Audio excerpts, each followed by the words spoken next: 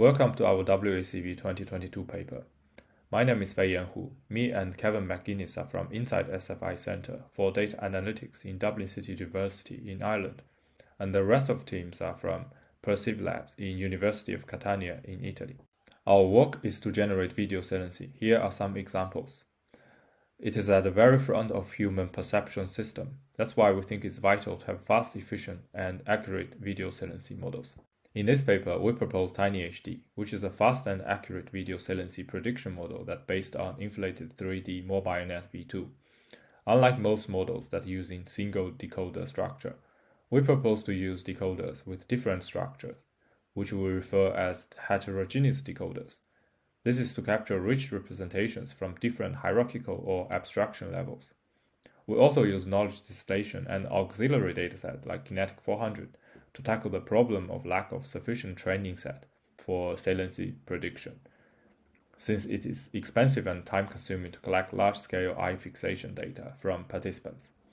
In order to further increase the efficiency of TinyHD, we propose to use multiple input and multiple output approach, which can further increase the float point operation efficiency by more than 10 times.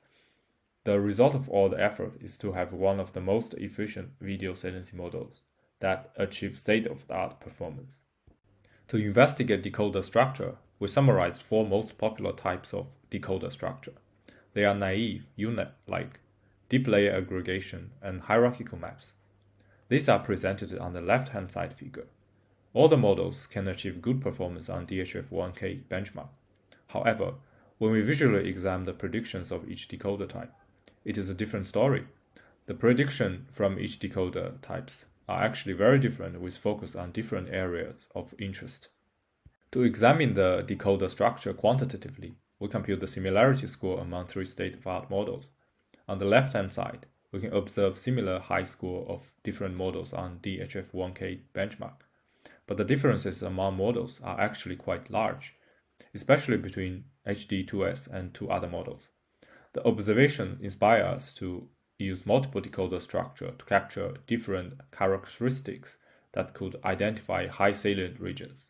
In the overall structure, we would like to focus on using HD2S model as teacher and TinyHD as student in knowledge distillation settings. For each video clips as input, the HD2S teacher will generate 1 final pseudo-saliency map and 4 pseudo-intermediate saliency maps. The 4 intermediate maps are used as target for decoder 1, which also has 4 intermediate predictions to learn.